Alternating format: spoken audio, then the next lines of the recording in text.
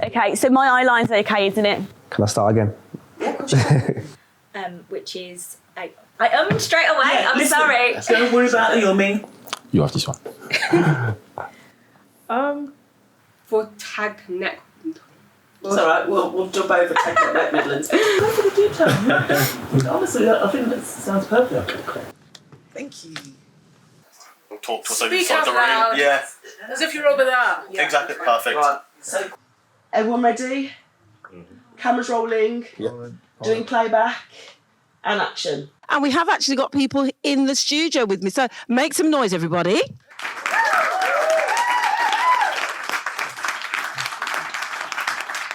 To mark Black History Month, I'm very pleased that I'm surrounded by the panel that I have here. This first event is called Making Waves, Voices of Young Leaders. And we will get to know about the panel that you have here in front of you. And also you'll be hearing about their journey and careers, their journey so far in their lives, their take on what it's like to be a young Black person stepping out into the world of business or social enterprise, or at least in a way making sure that our communities benefit, and wider than that actually, all across the world benefit from their skill set. Let me get our guests to be introduced to you. I'm Mikayla Sinead, and I'm really looking forward to this conversation. I'm the CEO and founder of the Bridge Network Group, and I'm a video game disruptor. Dapper, very dapper. Oh, don't make me blush. My name's Anton Leon. Happy and proud to be here. I am owner and designer of Alien. Alien is a design house specialising in beautifully crafted homes and spaces. I'm also a property investor and developer under my company, Alien Estates. My name is Marissa Jacquet, and I am a commercial property associate solicitor. My name is Marissa Jacquet. I am a commercial property partner at Grove Tompkins Bosworth Solicitors. I'm also the current co-chair of Birmingham Solicitors Group, and I sit on the Young Professional Board with Tag Network Midlands. In addition to this, I work with Birmingham Law Society in their Equality, Diversity and Inclusion Committee, on their REACH subcommittee, which is Race, Ethnicity and Cultural Heritage, and their Social Mobility subcommittee. I have also recently joined the board of Bela Law Academy, which is a legal academy set up to help students from marginalised backgrounds gain access to the profession. Tell us a little bit about your journey so far, personal journey, what you were like when you were younger, and how you found yourself doing what you're doing now. I am the first Black female partner of my law firm. It's a really exciting time to be a part of the firm. I really enjoy the work that I do. I have often been vocal about how I want to see aspirational figures, specifically Black females in leadership roles. Part of the reason that I do what I do with a lot of the committees is to champion that, and it's been a really exciting time to be part of the management team, to be part of Birmingham and Birmingham Law Society. I think we've seen great strides in the last couple of years, specifically in the legal world. We had Inez Brown as the first Black female Law Society president, and we just recently had Stephanie Boyce as the first Black female society president for the National Law Society. So to kind of be up there and flying that flag in a leadership role, for me, is just really exciting, and I'm particularly proud of myself for that fact. So this year the team has expanded. We've taken on 2 graduates from local universities. For me, being a owner of a company and a Black male, it was important to have Black talent on the team. So the graduates are Black, a male and a female. Again, I like diversity in regards to having a balanced team. For me, it's just been really helpful because there's fresh ideas, fresh energy in the company, which we've already seen push it forward. The situation of last year took a knock on my mental health. You know, I think it took a knock on quite a few people's mental health. And I retreated back to something that has always brought me joy. And the importance of Black joy for me is gaming. So that's what I'm doing now. I'm applying my leadership, knowledge, love and passion in the gaming sector, because there's a lot of work that needs to be done in that space too. I've delivered talks to big video gaming organisations such as Sega, Yuki and PlayStation. I've had the opportunity to work in schools with young people and the career opportunities in the space. imposter syndrome is a real thing, okay?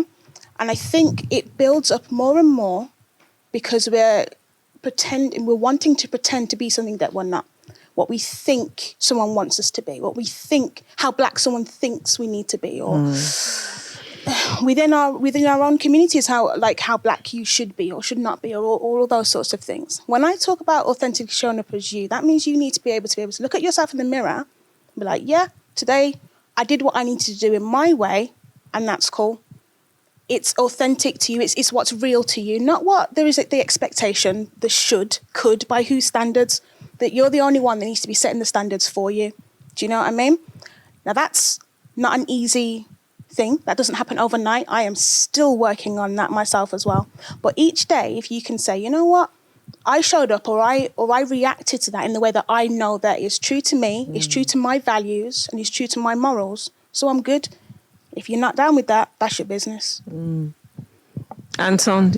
My response to that would be, first of all, I think we need to get rid of this notion of how much blackness do I bring. There is not a scale to blackness. This skin colour does not wash off, thankfully. I'm always going to be this black.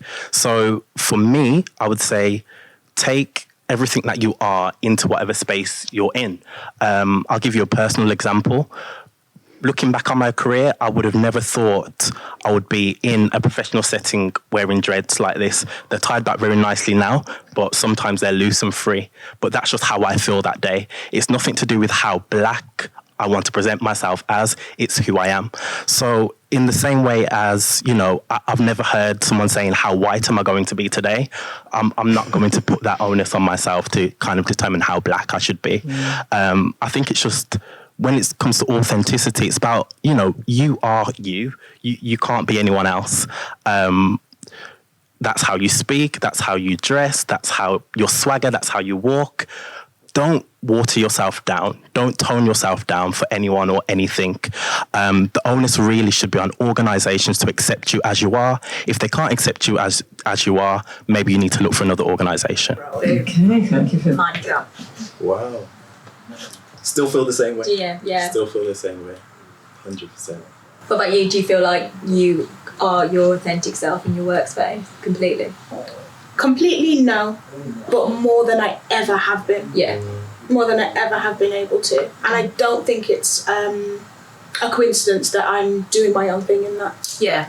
I don't think it's a coincidence because, you just, when there's not the organisational, the institutional expectations, there's a freedom that allows me, because I don't believe these organisations and institutions, especially the larger ones, especially the older ones, they weren't designed for us to thrive. Yeah. So there's going to be a natural, for me, I felt there was an unnatural disconnect with my authentic self. It's like, oh, can I? Yeah. Should I? And those are very, very dangerous words. Yeah. Should is such a dangerous word. And I maintain by whose standards?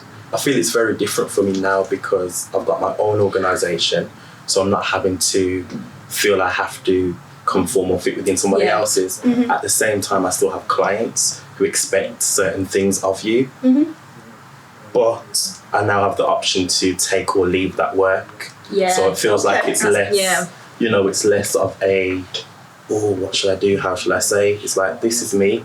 This is the person that you want to do your design work or whatever work it is that you want me to do.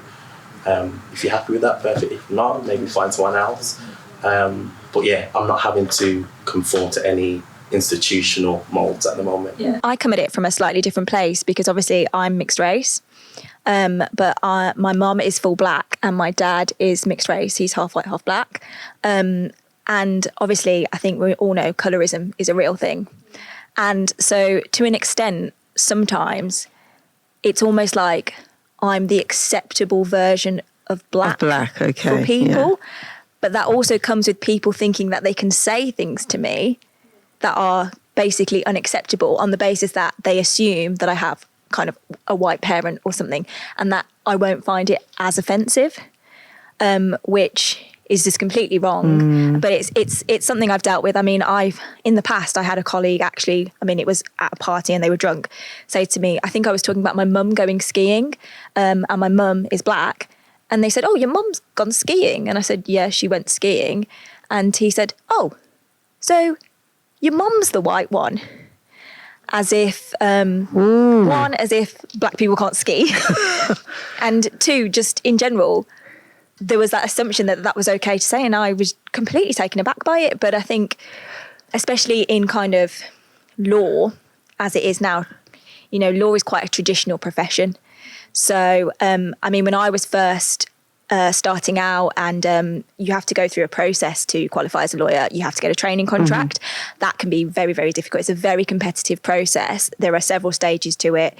You have to you do your online applications, and then there are these things called assessment centres, and that is a group all-day session that is an interview.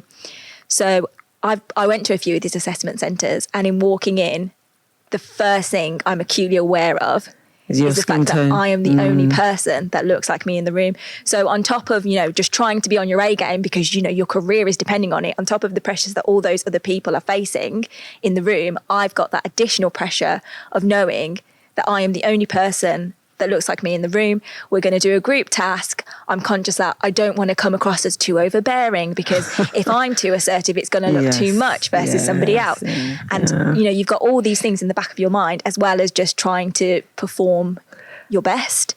I think I still feel the same, to be honest, because now I'm in the boardrooms. So it's not the assessment centres anymore, it's the boardrooms, and I'm still acutely aware of how I'm coming across, because now I'm the only woman, I'm the only black woman in that room. And so I want to kind of state my case, make my point, push my agenda forward, but at the same time I'm like, oh, I don't want it to be seen that I'm being too pushy and all of these things. It's crazy. Because you carry that with you, and for better or worse, and whether it's right or wrong, you carry it with you all the time. Absolutely do. And there's a part of me that's like, well, what if it's too much? That's your issue, like, as in everyone else's issue, not mine. But to say that and to feel that and to be able to do that are very, very different. It's theory and practice. Exactly isn't it? that. Exactly that. And that's that's a tough spot, especially with how competitive it is, because you know that folks are after your spot, you know, and they're just waiting. Right, I am ready. What I'm trying to do is gather my thoughts in a way that's clear. Right, there's a lot of expectation, I believe, on black women. There's a lot of weight on black women. There's a lot to carry, to bear, and all of those things that's necessary. I am the product of very strong black women. Yeah, my grandmother, rest her soul. My other grandmother, who's still with us, my wonderful mother. I am surrounded by fantastic black women, friends of mine as well. So there's that wonderful inspiration that I have to go and to keep going. Yeah. But there's also a deep need to protect and look after each other, because there is this expectation, there is this stereotype, I feel, that I've experienced, that black women who I've spoken to have also experienced, that we have to put on this persona of, you're strong, you can take it, you can deal with it. Whatever comes, you can take it because you're a strong black woman, you have to. I'm tired sometimes. And sometimes the strength is, hey, let me sit down. Let me rest my feet. Nan, come and sit down. You know? And being able to say in the space of, oh, well, you should be able to carry on. My strength is knowing also when I need to pause. And making sure that other people are aware of that. You don't have to like it, but I'm sitting down. I remember this, but it's powerful. Actually. Yeah. I'm talking sense. I'm talking to myself right now, and it's so interesting to hear this like a year on. I needed to hear that today. Yeah. Oh, give me a minute. Jeez. Wow. I needed to hear that today. And it was the whole point of Game Joy. It was the whole point, like, hey, sis, take your time. Like, let's just focus on our well-being. Let's focus on being in community.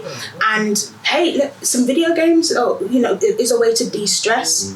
Because it's constant, and right now, a year later, it's the same stuff, and right now, a year later, it's hard out there for so many people. Yeah. So many people. And that resonates deeply. Give me a minute. I know. That resonates deeply. I feel like that resonates with me more today than it even did last year. Moving into like a more leadership role and, coming into that space. I think I was saying to you earlier, you know, you build yourself up in your career to get to these points, but then no one actually tells you what happens once you get to them, and actually how much more there is once you're there. And then people think, oh, you're strong, you're powerful, you can get on with it, but then you have to kind of redefine all your boundaries. Absolutely. And redefine what strength is. Right? Like reimagine what that could mean for you too, and the possibilities of it. I mean, there are those aspirations, and I hear completely what you're saying, but it's again to what I was saying before. You get to that level and it's like, okay, and what's the next one? And we keep on going, and we have to keep going, because the higher you go, the more eyes as well, and there's that expectation not only that you have for yourself, but what others have for you as well. Aye. Powerful. Those of us within community spaces who also hold spaces within the professional sectors, it's our responsibility, once we get to a certain position, whatever position we're in, to give back and reach back to our community and make sure that they're coming along with us. Can I say thanks to Mikayla, Sinead, to Marissa, Jacquet, Anton, Leon, for being on the panel of Making Waves, Voices of Young Leaders. My name is Reccy Midigo. I currently work as a paralegal and SQE trainee at Burleigh Law. We specialize in IP, tech, and HR and employment law. I've been there for about a year now, but I did take a bit of a break this year to go to St. Lucia and work as the head of the law program for Caribbean Elective, where I launched and led a program for 25 students from the University of Birmingham to help them gain some legal experience as well as improve access to justice for people in St. Lucia. It is really, really important for us to have role models, and I think about some of the people that recently I was actually thinking about them. Stephanie Boyce, for example, she just finished serving as the president for the Law Society of England and Wales, and she was the first ever Black woman and woman of color to hold that post. And just like myself, she's very passionate about access to justice, so she's used her time as a solicitor and as a president of the Law Society to really advocate for improving access to justice here in the UK. And just seeing her be the first Black woman, I myself have had to be the first or only Black woman in a lot of my professional circles. So to see her not only be able to do it so well, but also to break barriers and open opportunities and doors for those of us who are coming next is really, really important. Even here in Birmingham, we have amazing leaders within the legal community. Yetunde Danya, she's a partner at Charles & Hamlin. I met her as a law student at an event 3 years ago. It was a Black History Month event. And she was super friendly, came up and said hello to me. And during her talk at this event, she mentioned how when she was promoted to partner, someone came to her and said that she was only given this opportunity because of the fact that she was a diversity hire. She was, here as to fill the Black quota. And she said during her speech that, well, even if that was true, she was going to make the most of that opportunity. And today she serves as the chair for the West Midlands Combined Authorities Race and Equality group. So it's great to see that there are Black women who have had to face similar challenges within the legal profession. Yetunde represents 1% of Black people who are partners here in the UK. There's only currently 90 partners working in law firms. So to see her be part of such a small group but make such a great impact and influence people like myself really helps drive me and my purpose. I'm planning to qualify as a solicitor. That's kind of like my next step in my career progression. But my overall goal and reason for becoming or wanting to become a lawyer is because it's about improving access to justice. I'm very passionate about making it so that everyone has access to information about their legal rights and responsibilities, and having that not be determined by money or where you come from or your education. I think that everyone, if they're faced with a legal challenge or if they need someone to help them protect their rights, they should be able to have access to that. So that's a huge driving force of why I do what I do. This year, I was nominated and was awarded Birmingham Black Lawyers Junior Legal Professional of the Year. I received that award primarily for my work in St. Lucia. I started and led a law program for the Caribbean Elective in partnership with the University of Birmingham. And we provided the opportunity for 25 students to go to St. Lucia and work there for a month with lawyers. We worked and partnered with a charity called Raise Your Voice St. Lucia, which helps survivors and victims of domestic abuse. Some of our other students were also placed with law firms. We had one student working for the Attorney General, and they helped these lawyers and legal professionals with their caseload, helping them interview clients, do legal research, and just essentially help improve access to justice for people in St. Lucia. It was a really amazing project and opportunity for me, and I'm very thankful for Paul McConnell from the University of Birmingham and Harry Spear from Caribbean Elective for giving me this opportunity. Not only did we help improve access to justice, but it was an opportunity for me to influence young law students in a way that I was influenced when I went to St. Lucia in 2019 as a law student. I think that experience helped me in terms of my confidence, helped me develop my professional and personal skills, which have helped me become a better, paralegal, and hopefully will make me a good lawyer. And so these students had the opportunity to finally actually gain hands-on experience working in various areas of law, from criminal law to civil, family.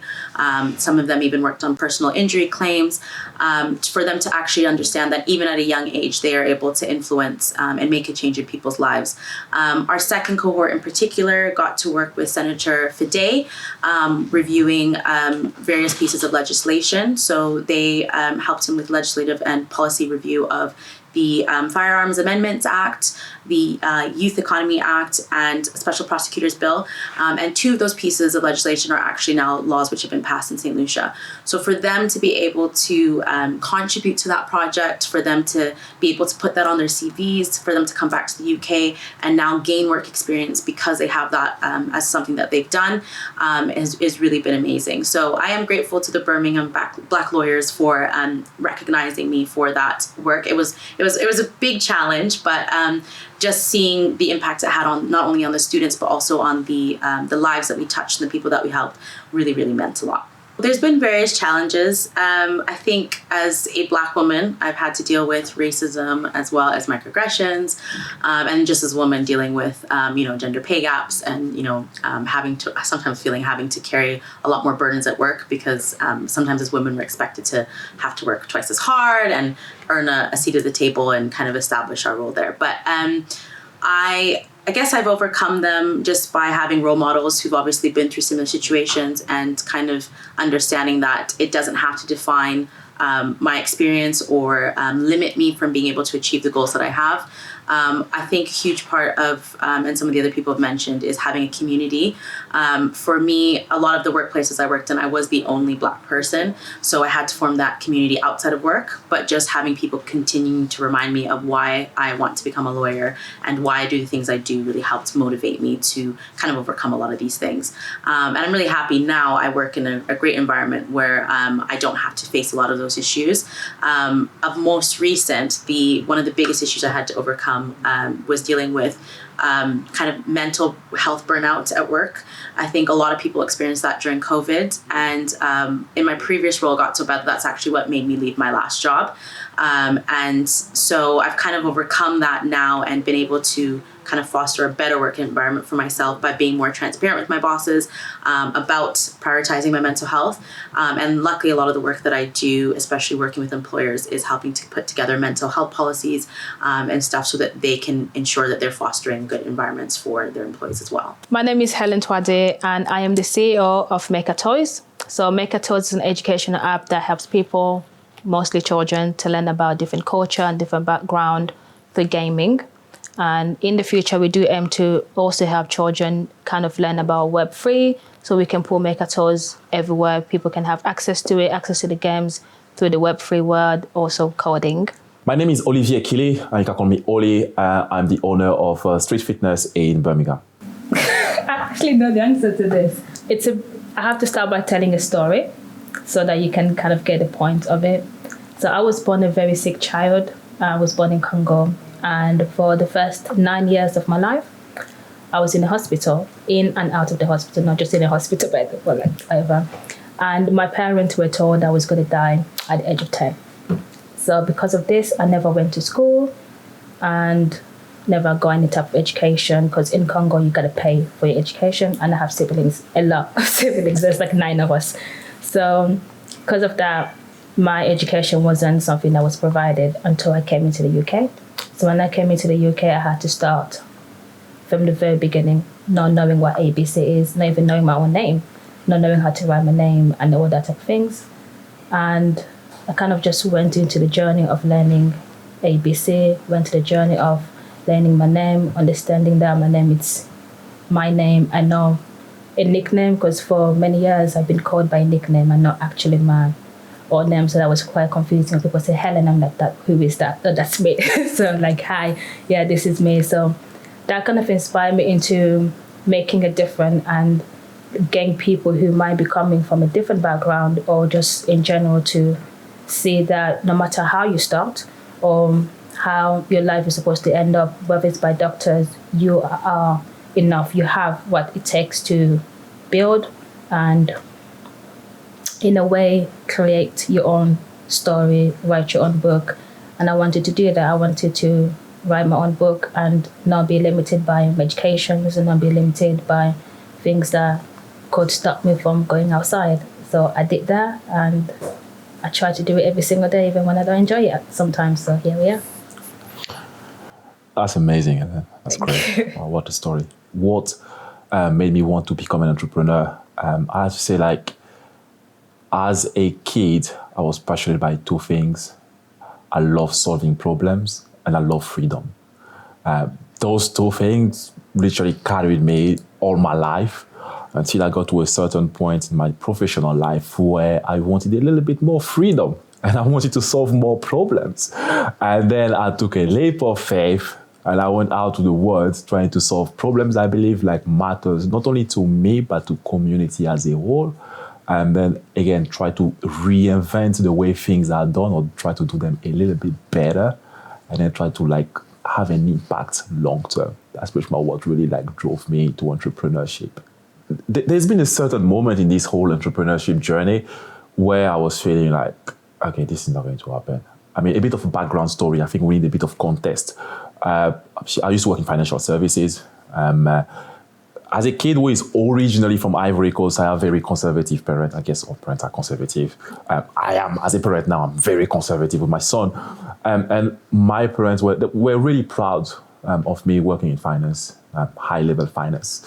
And then when I told them that I was leaving finance to pursue a passion for fitness, You okay? they were like, what are you doing? You know, and I heard it all, you know. You're going to bang your head. It's not going to work. You're going to fail. It's going to be hard. And it was hard. It was really hard, taking away my main income. When I started this journey, I had a first business which didn't work out within a year. Classic story. And I had this moment of doubt. I mean, for about 6 to 8 months, I went into deep depression, very negative self-thought. And I was ready to go back to what I knew best, you know. And there was this little voice inside of me which told me, you're solving a problem. So stick and stay and find a way, you know. And I stayed with it. It was really hard. It was really hard. But again, every single step along the way, every single victory, every single new client or referral or positive reviews was just a little bit of a boost, because this is a very, very tough journey. So challenges I face as a minority, as a black business owner are many, of course. First of all, the first assumption is I don't own the business. That's the first one. Yeah, obviously I'm an employee of the business, which I get it comes from, again, the stigma we have around people of color owning a business. And the second one was very interesting is it did happen when I was about to open my current studio street.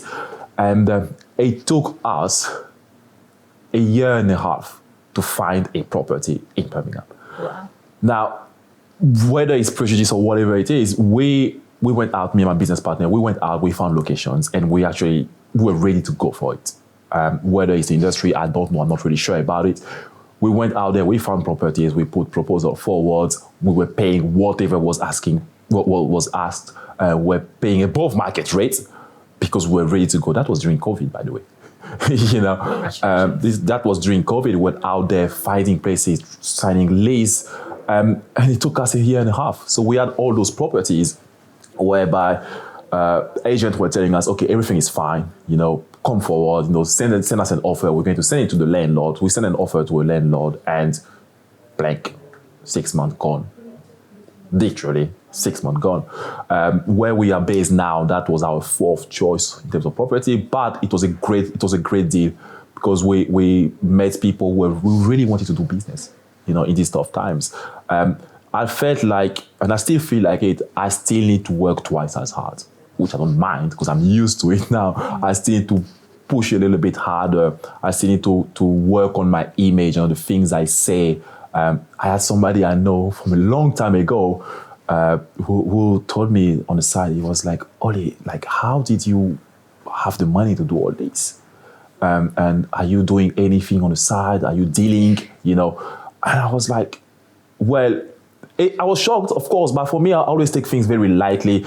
But it was very insulting because for 7 years, I didn't go on a single holiday. I went back home to Ivory Coast twice.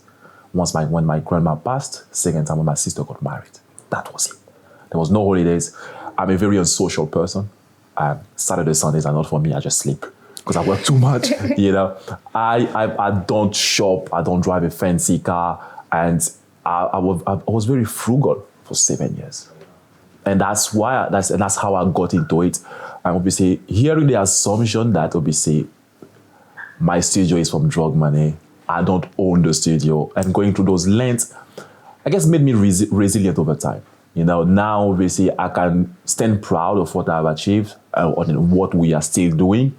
And we still have a lot of doubters out there, of course, because some people do not believe in our abilities to deliver what we promise. And this kind of fuel for us, fuel for me in what I do every day, every time I get up, this is what I'm going for. What we do, again, we work with people in my business at Street. Myself and my business partner, it's a very interesting combination because we both minority. She's a woman. We're both immigrant. She's not from the UK as well. So it's a very interesting pair. When we look at the people we attract in our studio, we attract mostly people of minorities. So that's the numbers. And it's not targeted per se, but it just seems that, okay, we seem to have like that immigrant support back to back. Of course, we still attract the people of majority, I suppose. But what we found is the first way of communicating with people who've been through similar struggles or stereotypes. There is this sort of unknown connection, and that has been really strong in our studio, in the community we've created. We have people coming in, especially where we're located, and they identify with us. They understand the struggle we have been going through and we're still going through to keep the business running. And then they try to support us as much as they can as well. So they come in, they like it, they bring the friend, they bring the family, they bring the wife. And it's been truly amazing, we stay true to who we are. I'm really proud of my heritage, of where I come from. And I mean, it sounds like that. The first question I always get is like, oh, you speak French? I'm like, yes, I do. Yeah. Do you want to hear some of it? And then obviously the story of like how I ended up in the UK. And most clients don't know about my whole story, about like, oh, you work in finance. Like, how is that possible? What are you doing here? And then when I share the story, there's such a strong bond that gets built from there. And it's truly amazing. That's why I think like the people we service, we work with are really like close to us, a very close, tight-knit community. And I'm forever grateful for it. My name's Janai Parker and I'm a solicitor. I currently work at Gately in the corporate department, and I started Gately in February. I've been pursuing this career for probably about 10 years. Obviously did the usual route that everyone goes through, went to university, did a law degree. I did the LPC to continue to be a lawyer. How I became a corporate solicitor, I don't think I necessarily chose this sector of law. I kind of fell into it. So then I got a role as a corporate paralegal at a small niche firm in Dudley. I did that for a year and managed to get a training contract there. completed my training contract, and my intention was always to come back to Birmingham City Centre. However, I qualified just before COVID started, so I stayed where I was for about a year and a half, and that's how I ended up now at Gately. Didn't know much about the culture, although I did have a few colleagues that work there. But again, their journey is not going to be my journey because these are males or these are Asian women. So I know that their journey is not going to be the same journey as my journey in terms of culture at Gately. And even touching on that, like people have said before, I am the first, well, I don't know if I'm the first black person in the Birmingham team, but I am the only black person in the Birmingham team.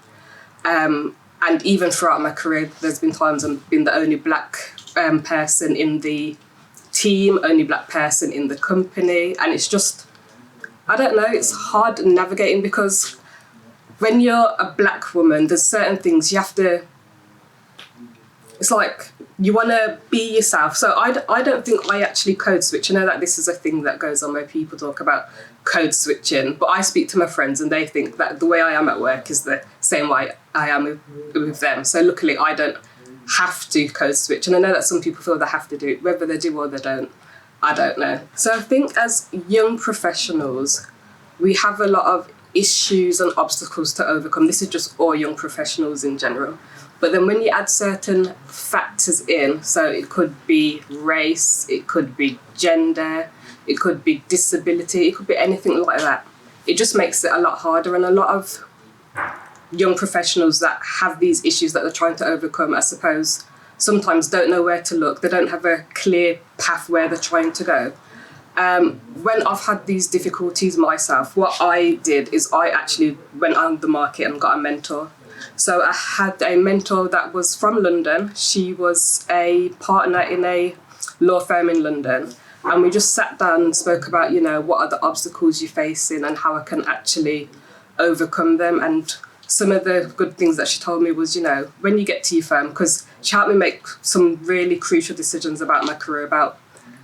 At one point, I had 2 offers for 2 good law firms, and she made me think about what it is that I want, what is that they can offer me, where I'm trying to go in my career. Once I actually got the mentor, she said, right, so this is our plan once you get into this role. Bam, bam, bam. So it's like, you know, identify a sponsor when you're there. So someone that's going to speak up for you when you're not in the room. She gave some other good advice as well. There's a lot of things that I wanted to do when I got to Gately, when I realised I was the only black person. Like, I'm going to join the diversity committee. I'm going to do, and she's like, slow down. You've just got there. Like, just take a breath. Just be there for a year and, you know, just see the company out. You don't want to be there and be the face of, you know, black people and to go there and be like, oh yeah, that's that Janai and she's that aggressive black lady. I get what she's saying. So now I'm still on my journey. I'm nowhere near finished. But I feel like there's so many people that have these challenges, these young professionals that have these challenges that they're trying to overcome. And again, not everyone's going to have access to mentorship. I got my mentor through a program. We had to do an application, we had to do an interview. So obviously it's limited, and not everyone's going to get mentors at such high levels as well. And I just feel like with the knowledge that I've gained, and I'm by no way saying I'm an expert, but I can touch upon the things that I've been through and my experiences and how I've overcame them. And if they can help someone else, then that's absolutely amazing. I'm Rebekah Taitt, Regional Development Director for Lloyds Bank in the Midlands, where I work and support with third parties, public sector and corporations to collaborate and build stronger regional economies for the Midlands, focusing on commercial banking. Some of my proudest achievements, other than being a proud dog mother, I would say is being one of the handful of black women in the banking sector in Birmingham to reach a senior position I have. What it was like coming up with my background in the industry that I am in, I would definitely say challenging. Sometimes I describe it as a roller coaster. There was some really high points and some low points, but I definitely learned through that journey to make it a positive experience, which I'm really proud to currently work for the organisation and industry that I work in today. It is really important in my industry and all professions that we have representation. You can't be what you can't see. So For the financial industry, it is key that we have a real diversity of true reflection of the communities that we are serving. So what would I have told Rebekah 10 years ago? For me, there is a number of different things when I reflect on my career that I would tell my younger self. But for me, the ones that stand out would be self-belief and purpose. Truly believe in what you can do and follow that through, knowing who you are and what you want to be, holding yourself and your head high. I am my biggest cheerleader now, and I wish that I was also 10 years ago too. Inclusive leadership is extremely important because of diversity of thought. It's really important that we have a true reflection of all communities around the table to be successful, but also to allow people to bring their true self into the environment. I think talent growth is also, fundamental, because we have to have a pipeline of succession for us to see the future of our diverse community come through. Great leaders build great culture, and through great culture, we create great leaders. My name is Adebayo. My full name is Oyinkansola Adebayo. I'm the CEO and founder of a group of companies called Neo, and what we do is we empower Black women to become builders and producers of high-impact ecosystems, specifically in the tech space. So I have a few role models, but actually one of the best role models I've ever had is probably my dad. So he's late now, but he actually taught me a lot of the things that I know today, taught me about how to be a person of integrity, a person of impact, and also someone who actually prioritizes business as well. My dad helped to build the telecommunication mast in Nigeria to make sure that Nigeria became connected before he passed away. So that's one of my key role models. If I was to think about more role models, specifically in the business and economic space, there's a woman called Ngozi Okonjo-Iweala. She is now the president of the World Bank, and she's done so much work when it comes to really changing the face of how Nigeria's financial system is today. So those are my two key ones. There's so many other people doing great things, but those are two key ones that I would definitely say are my role models. I'm mindful that I probably wouldn't see the impact of what I'm doing today because I'm actually planting seeds in the lives of so many people. And what we're doing is changing the status quo, and it's changing how society is built. But I'm so honored that I would actually see some of that. I have seen some of that already, being able to change people's lives, and people who maybe have been in income poverty and now working in major corporates, building software in major corporates. It's just really, really awesome to see. But what for me would be great is to see them kind of occupy C-suite positions, really leading tech companies and also building tech companies themselves.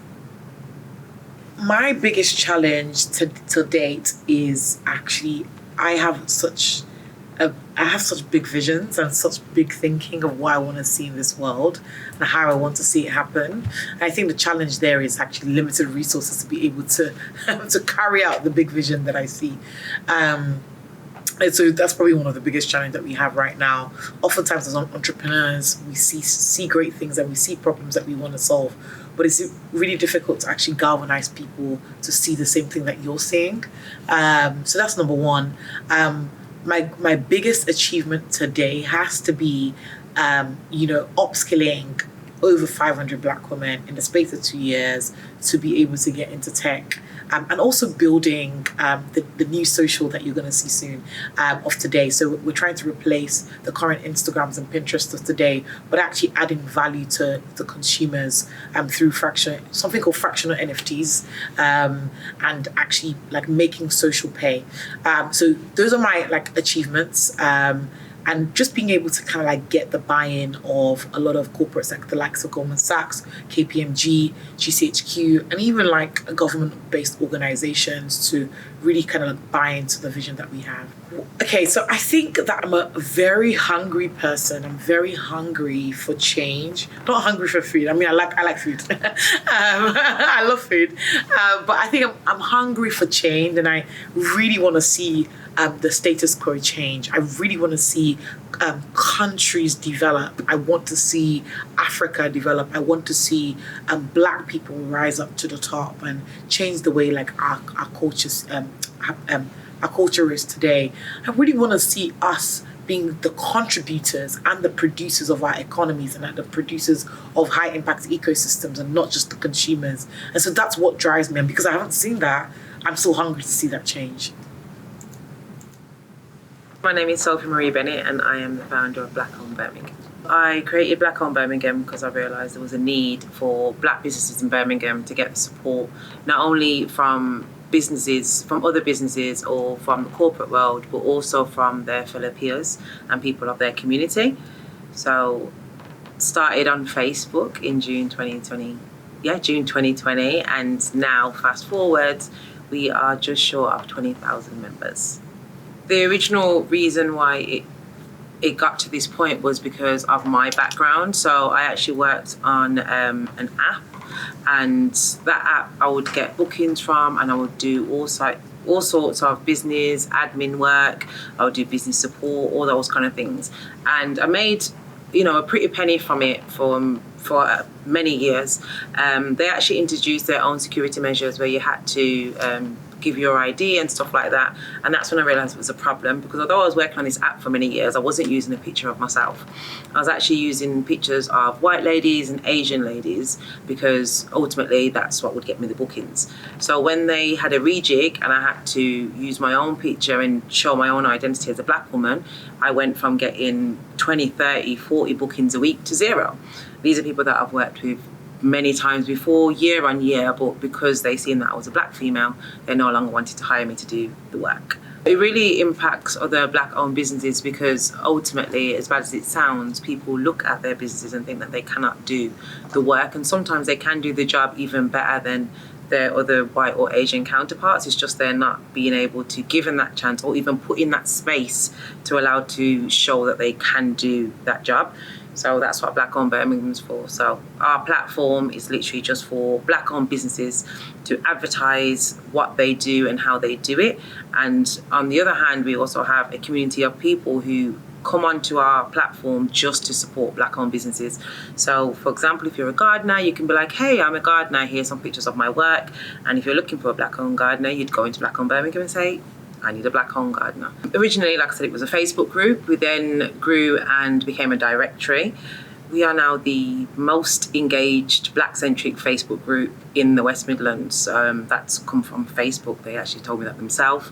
So the next step from that is we have our networking, and we've been doing business support. So we've been doing a lot of stuff as trial and error, and seeing how we can also not only support these businesses in the basics, but also when it comes to tendering contracts and procurement and all those kind of things.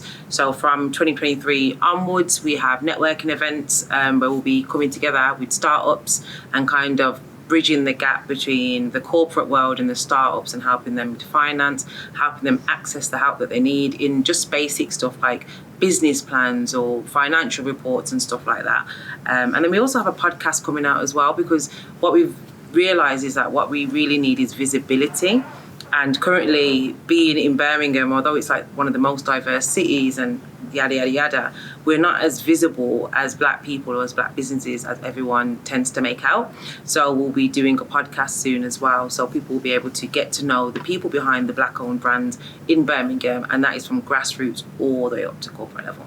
Ultimately, I left school with 0 GCSEs. I got kicked out of school, and I was kind of just hanging around with friends and just doing things I shouldn't have been doing at a young age, and ended up pregnant at the age of 17.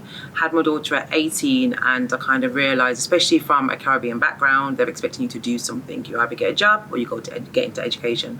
There's no in-betweens, whether you've got a child or not. So I decided that I was going to get a job. I was actually working for McDonald's. I started working for Halifax. Started working for legal in general, but ultimately it was the same story. You know, you're not going to get far without any education. I then put myself through apprentices, different types, different levels, and fast forward now where I'm 31, I've got 3 degrees. So I've got my professional administration, business administration, and a master's degree in management entrepreneurship. And then I start my PhD in a couple of months, which I'm quite scared about, which is also in the same realm, which is in Black entrepreneurship, and more specifically female Black entrepreneurs, because ultimately that's what I am. So from almost 11 years ago now, I started doing business support and business admin, and then that kind of just grew to me, like I said, working on this app and scaling everything up. I did everything management wise, from project management to business management over the last 11 years. And then when I went self-employed and I was making a lot of money doing it that way, as I said, I wasn't using my own face. So I feel like, although I didn't like the fact that the platform forced me to show who I was, it was kind of a awakening for me, because then I realized I needed to live in my true self. And although I was using someone else's picture to get the bookings, I still did the job. And I've worked with major multi-million-pound companies here in Birmingham, down the road in Mailbox. And when they're faced with me, they still tell me no. And I've just got fed up of people telling me no. So I put my own things together, and since then I've just continued to scale. But then again, we got into lockdown, and then I seen all the Black businesses struggling, and I knew that I was in a position of privilege where I could help these Black businesses, where I could do what I needed to do. And the only way that I was able to do that, or I believe I was able to do that at that time whilst we was all in the house, was making the Facebook group, because everybody was on social media at that time. And like I said, luckily we've now grown to a family of almost 20,000. To kick off Black History Month, we did our inaugural awards, Black Home Birmingham Awards, where we had sold out 450 tickets to the Black community of Birmingham in a space of 4 weeks. Was it 5 weeks? And the reason why this is so important to Birmingham is because something that is specifically for Black grassroots companies in Birmingham, it's never happened before. They've never did anything like that before, and unfortunately it's why I got a lot of stick putting on the event, because what usually happens is it's usually BAME, so Black and minority ethnics, and I wanted to keep it specifically Black, because ultimately when you put the minority ethnics and Blacks together, Blacks are now losing out. They might not get, as much awards or anything like that. So I wanted my award show to be specific on not only supporting Black people from the community or Black businesses, not only empowering people in the room so they can see that people that look just like them are winning awards or are part of something amazing, but then also giving people the acknowledgement and the thanks for what they've been doing for the community. Some people have been working in the community 20, 30 years, and not once has the community been able to say thank you for what you've been able to give back to us. So I wanted to make sure that everyone in the room not only felt and understood the Black excellence that was around, but they also seen the need for the event. Unfortunately, it wasn't taken mainstream or anything like that, but then we're focusing on grassroots, and a lot of the grassroots companies that were in there, the fact that their names were in brochures, the fact that their names was on the big screen, just that alone was enough for them to say, oh my gosh, this was amazing. So when we actually presented our 14 awards and we gave out the award of the night, which was the Black Owned Birmingham Awards, there was all the room, everybody was standing up, everyone was in unison, because not only were the winners people that deserved it from the judges listening to the information that they provided, but it's because we are all one community and we all are like a family. So when one person's getting celebrated, we all celebrate it together. If I would go back in time to when I was 16, I would tell myself to live in my authentic truth and to understand at that age that Black is beautiful, because unfortunately at that time we was constantly told that Black isn't beautiful. And had I understood not only the power of Black excellence and Black beauty then, I feel like I would have been on this journey 10 years ago, and I wouldn't have had to hide behind an Asian person's picture or a white person's picture, and also would have told myself to stay in school. I'm Sadie Jones, SJ, aka She Beasts. I'm the founder of a community interest company. We work with females to help them empower themselves after they've been through trauma.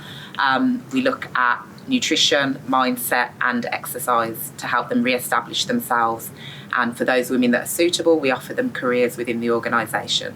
The reason why I set up the organisation is because of, I guess, my long-standing challenges, as I would call them. So, you know, I was born in the 80s. I'm of dual heritage. I had a baby at 16. I left school with no GCSEs. I came from quite an abusive household. I went on to have relationships with quite abusive people in gangs. So, you know, I've had a number of different challenges. But for me, I kind of changed my mindset and pursued a career quite early on. But challenges kept occurring. So, you know, I started off in media, then went into kind of financial services and software. And I guess you see a similar thread that almost people don't expect you to be at the table. You know, female, teenage mom, no GCSEs, sitting in a boardroom with people that are wearing grey suits that have probably been to Oxford, and, you know, they ask you where you've been, and it's the University of Life. So that constant reoccurring proving yourself and having to use the fact that you are just as knowledgeable, maybe not from a book, but you're just as smart, is something that I've had to fight for pretty much my whole life, I guess. And I think that'll be an ongoing challenge, and it's an ongoing challenge for a lot of women, which is why I'm very keen on ensuring that women from all backgrounds, no matter what their disadvantage is, has the opportunity to have a seat at the table, which is why we support the apprenticeships through She Beasts. I guess my ambition probably comes from the fact that I grew up in an environment where my mum probably wasn't ambitious, and that was down to what she'd probably been through, and I didn't want to have the same outcome. So I was always very much, you know, I don't want to be like that, I want to be like this. For me, it's always been through sport, so I'm a very competitive person. I've been a sprinter, done martial arts, I'm now competing bodybuilding, so I'm always looking for that edge. With regards to markets, I think that what we do as an organisation spreads all markets. Yes, we're very much formed around the fitness industry, in that's how we deliver our projects, but we are potentially looking for support from markets, so that can be corporates. We obviously bridge the gap through social enterprises. We're also looking at how do we get more involved with others that are within the fitness industry. So I don't think there's a limit to the markets we can reach.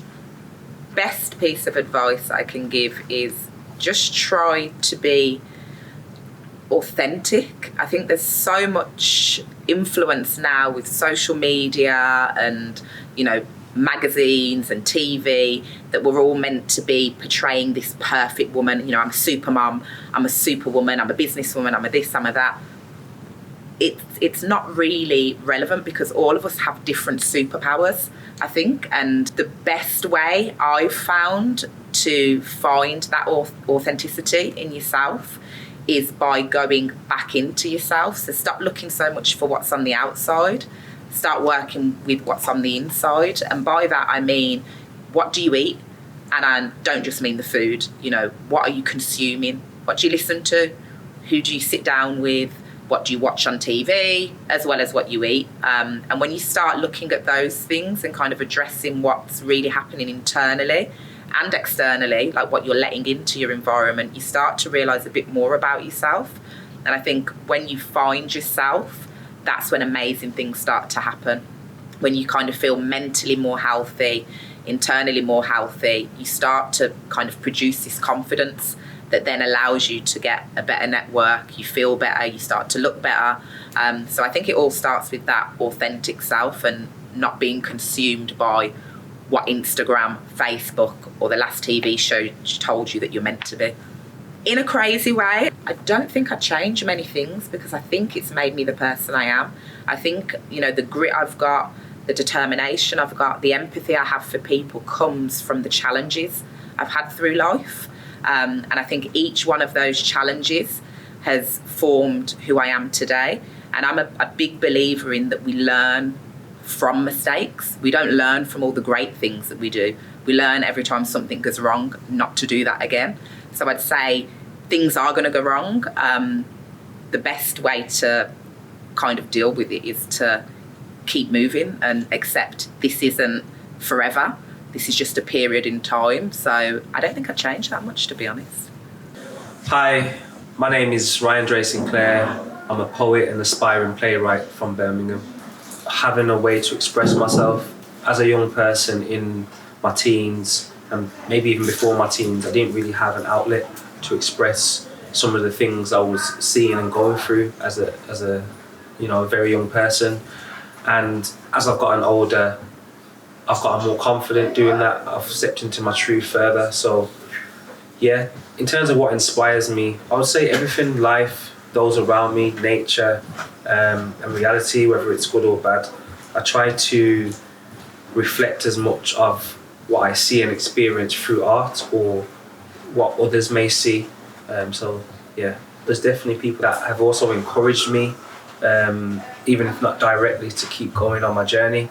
So when I come across other people that have similar ambitions, it keeps me inspired to keep going and know that there's an economy of other spoken word artists, some that even look like me, that want to go further. So I know it's not just me that's trying to change the narrative. Having a way to express myself as a young person in my teens, and maybe even before my teens, I didn't really have an outlet to express some of the things I was seeing and going through as a very young person. And as I've gotten older, I've gotten more confident doing that. I've stepped into my truth further. So yeah, the advice I'd give to the next generation is stay focused.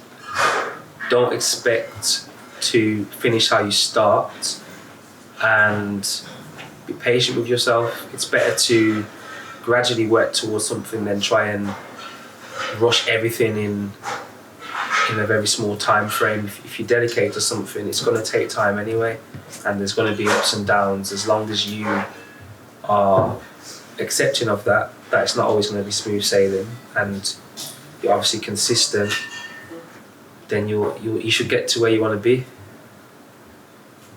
I have a piece about, it's called Early Manhood. I've not shared it before, but it's kind of what you just said about advice to the next generation, but to young men. This is a short manual for every young man to consider if you're going out into the real world or plan to. There's going to be times in your life where you won't even understand you, but open up your mind is hopefully what this can do. When it comes to providing, there's so many lies people tell. Before anybody else, you need to be able to provide for yourself. And yes, it's great working every hour under the sun, but make sure you set some money aside for your health. And since we're speaking about finance, if you choose to get married, then do it for the right reasons. Because who wants to spend the rest of their life healing? Now, I'm sure everybody gets into relationships with the intention of enjoying themselves, but there's absolutely no point as a man you assisting your own demise like Mike feeling, because you will lose people along the way. You will spend some time grieving. But make sure you get out there, see what you really want to achieve, maybe do some sightseeing. Never look down on the next person because one day you might need them. Humble pie comes in large amounts, and there's always a slice to be eaten. People will try to sway you. Make sure your head is screwed on. They're going to judge you whether you do right or do wrong. Focusing on the past will have you stuck for too long, and looking at the future will make it difficult to move on. It's always a good idea to learn a trade or skill, because that can allow you to be able to pay the bills. Now, you don't have to go down the manual route, but the manual route will certainly help you out. The seed that seeps from your testosterone has enough energy for you to run a marathon. Inside the mind, not the body, is where the battle's won. If you've got a passion for something and you've started, then make sure you carry on and take on every single challenge until the challenge is done. Shirking responsibility or integrity should never be something we glorify. Whether you law abide or not, every single man falls at times. How we respond to that is how we're all defined to God. As men, we all will cry. But as men, we often talk with pride, ego, and bravado, even when we can't get up sometimes, like we can afford to lie. It's great to get our exercise and get our body in shape, but it's better to get our core responsibilities in shape than our core defined. And then we can focus on our desire for more in life before we lay up in a morgue on ice. Thank you. Loved it.